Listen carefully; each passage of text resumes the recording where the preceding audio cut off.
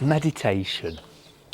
How easy is it to learn to meditate? I'm going to share with you my techniques, a beginner's guide, if you like, to meditation.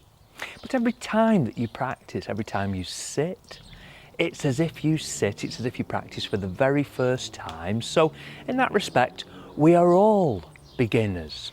You don't need to have practiced meditation for many years, and to meditate, you don't really need anything. I know on the marketplace you can buy all different sorts of timers, gongs, there can be apps to meditate, when really meditation is simplicity in itself.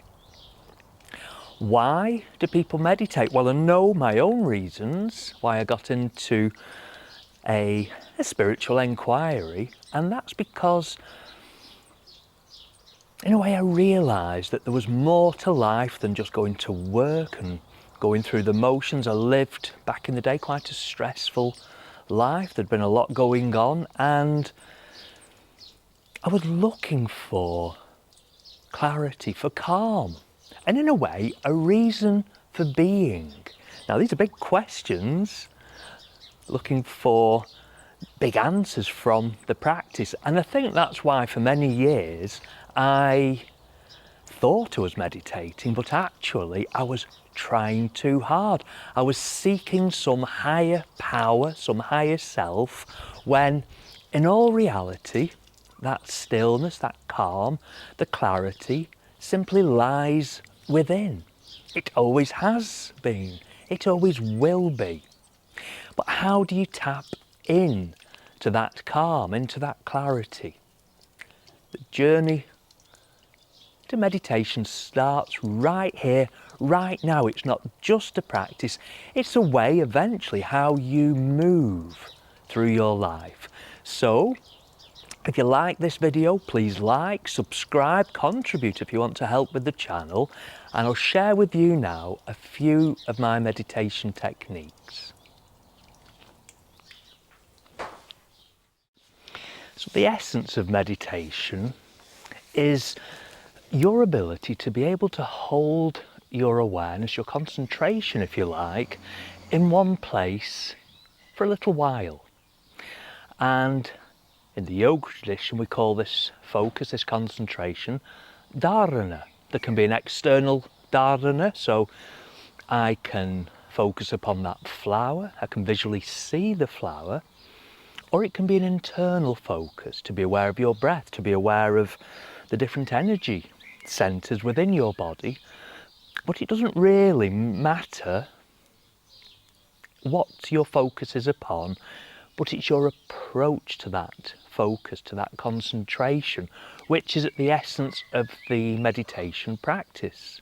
So for many years I used to sit, I used to time myself, I used to sit for hours sometimes, and I was really drawn to a strong spiritual inquiry. But now I realise upon reflection that I was simply sitting there trying to rigidly hold my focus, my concentration into place, and I was waiting.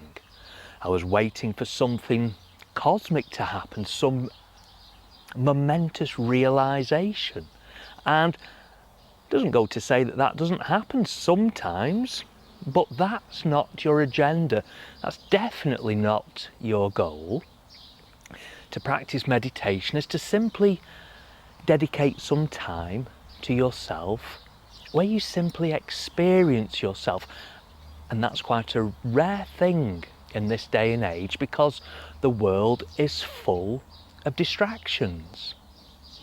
More so in this day and age than I think it's at any other time, because of all the technology. We have no reason to be alone, to be with ourselves, because we're always connected, and that has its benefits. But when it comes to relating and connecting with yourself, find some space, find some time for yourself, because there's a lot of us that aren't really that familiar to be with yourself.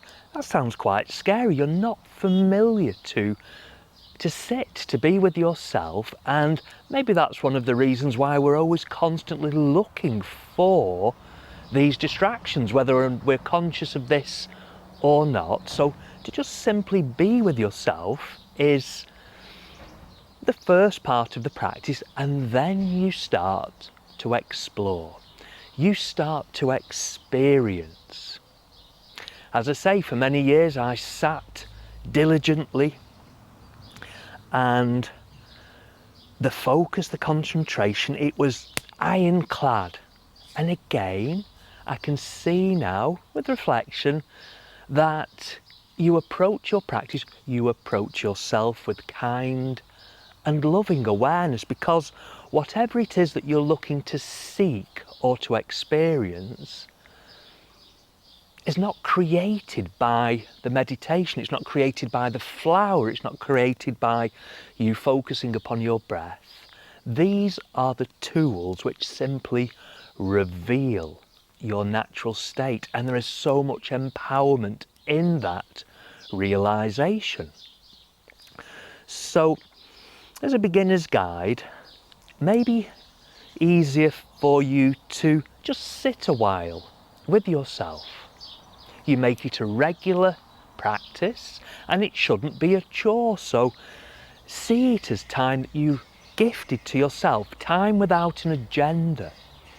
Tendencies are always looking to be productive in our days, in this life, but maybe our true essence is more revealed in the moments when we allow ourselves to just simply be. And again, that is such a rare thing. So you've found some time for yourself that you've dedicated to yourself. You then need to cultivate just the right amount of focus or concentration. If you're too intense with your focus, your mind will soon tire, and then it'll drift, it'll become distracted. If you're not using enough focus, then again your mind will drift. So it's the middle path, the middle way. So my suggestion would be to use your breath as your point of reference. It's something tangible upon which you can return your focus, your awareness, when you do find your mind drifts. And let me just say right now that it's perfectly natural for your mind to drift, for your mind to wander. One of the functions of our minds is to think. But once you recognize that your mind has drifted away from your point of focus, so moving away from the focus upon your breath, well then, and get this, you lovingly return your awareness back to your breath. Because if you beat yourself up, I've not sat for long enough, I've got a busy mind, well then it'll just embellish the busyness of your mind. So when you sit, your mind drifts, your mind wanders, and then you lovingly return your focus back to your practice, back to the immersion in yourself. And that word immersion as well, it's key to your experience of yourself through the medium of meditation. Because the focus, the concentration, the dharana, we fine-tune it to such an extent that we're barely aware that we are focusing upon our breath. The experience becomes as if you become absorbed by your practice, by the physicality of your body, by the movement of your breath, and also your connection with the world, with the space around you. Now you might find this just happens every once in a while, but that again is perfectly natural. When you sit, when you practice, you come to terms with yourself. You realise yourself, the different tendencies of your mind. You'll notice familiar patterns of thinking, and these are the obstacles usually to connecting with that quieter, calmer, aspect of yourself, because the more emotive the thought, when a thought becomes embroiled and sort of wrapped around an emotion, the stronger that becomes. And it becomes all compelling. You can't not but think about that particular thought. But your practice is your regular connection, not just with your thoughts, but with that stillness. The stillness, if you like, between each thought, or from a slightly different perspective, the stillness, the calm, into which your thoughts arise. And it's that same stillness, it's that same calm, back into which your thoughts dissolve. So that stillness, that calm, is always there. And the stillness, the calm, is as much an aspect, as much a part of yourself as is your body, as are your thoughts, your feelings, your emotions. And that stillness is always there. It's not something that's cultivated or produced through the practice of meditation. The meditation simply reveals that calmer, that stiller aspect of yourself. So you approach your practice with loving awareness. There's nothing to learn. You're not looking to experience some mystical state, because it's already there. The practice of meditation is simply a framework through which you experience. So, practicing regularly, so I find early mornings suit me, and I'm only talking about 5 minutes. 5 minutes, you get up, you do what you need to, and then you simply sit, you familiarise yourself with yourself, you connect with yourself, you connect with the dawning of a new day. So we're all beginners when it comes to meditation, because every time that you sit, it's always a completely different experience.